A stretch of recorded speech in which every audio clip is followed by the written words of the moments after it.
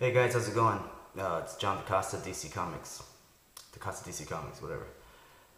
This is like a video response for Deadpool Rules. Um, this is about a favorite book. I did a video yesterday about my first book I ever read, first book I ever bought, and those are like one of my favorite books. But I'm not sure if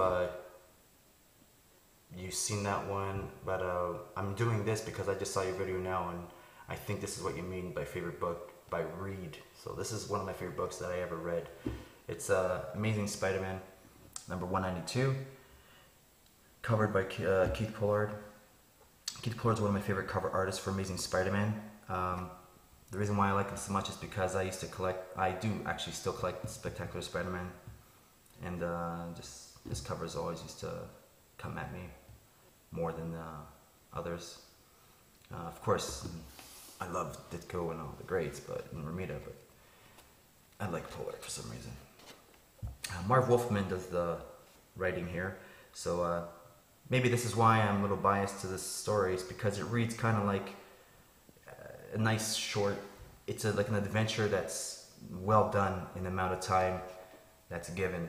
And Marv Wolfman used to do that great with his short stories and House of Secrets and stuff like that. So I usually am drawn to the regulars of my favorites. So this story is about Spider-Man who is handcuffed to J. Jonah Jameson from a device built by Smythe, the Spider Slayer.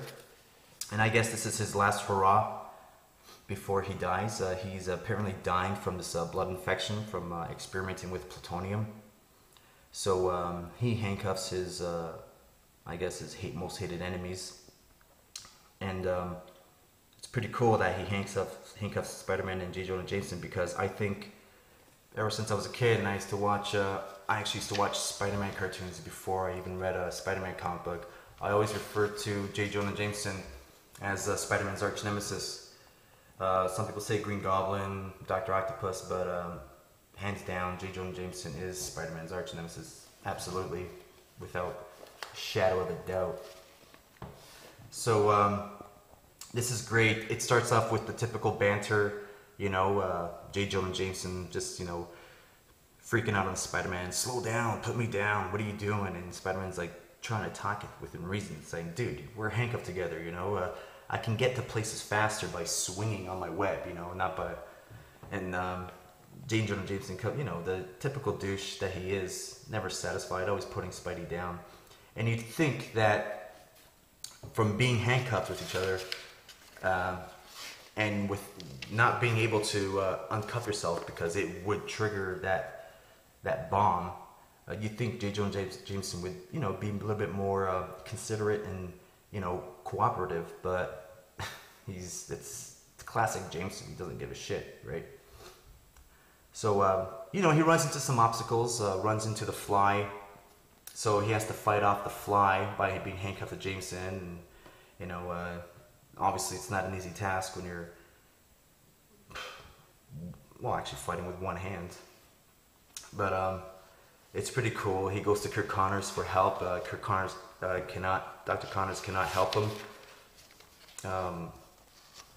take that device off their wrists. So they're running out of time, and once in a while it mentions down in some panels, they'll mention the time limit and what's left and stuff like that. And when I read this book, it's a very rare, nowadays when I read Amazing Spider-Man, it's very rare that I'm actually really into an issue and I feel that urgency, and it's like, holy shit, man, is he actually going to do it? Even though when I read it back then, I knew nothing bad was going to happen. But man, when they insert that little doubt inside your head, this is a damn good book. And this was an amazing story, amazing book. So Spider-Man last minute finds a way to get themselves unhandcuffed, unshackled, and J. Jonah Jameson, instead of being very appreciative for this, kind of like, lashes out on Spider-Man like, man, you did this on purpose. You brought me down to my wits. You saw me at my worst.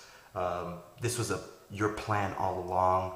If you think I've hated you before, man, just can't wait till what I got in store for you now. I can't stand you. And Spider-Man is just so like mind-boggling, confused. Like, man, I just saved your life, you know.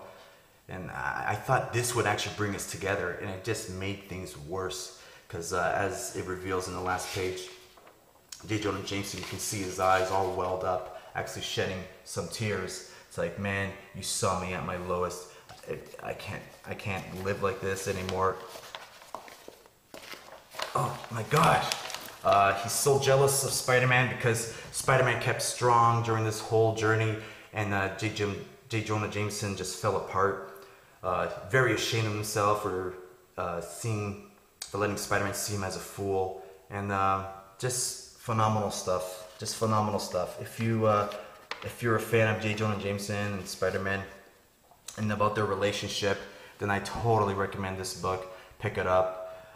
It just cemented the fact to me that this is Spider-Man's arch nemesis, J. Jonah Jameson, and also he's like the character that you can't stand, you hate, but man, you absolutely love reading Jameson.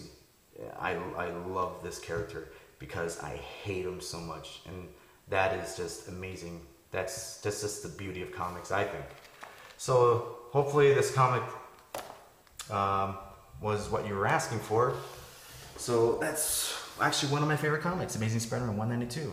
You can pick it up for, I don't know how much I got it for. I got it for like probably, I don't know, $10 something. But yeah, man, eBay it, buy it, check it out.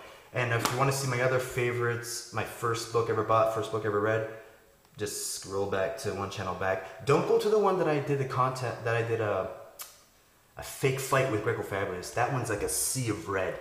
That channel, that video looks like it's on the rag. It's all thumbs down for some reason because some retards, fucking idiots, thought it was real. But anyways, check this out, buddy. Peace in the Middle East.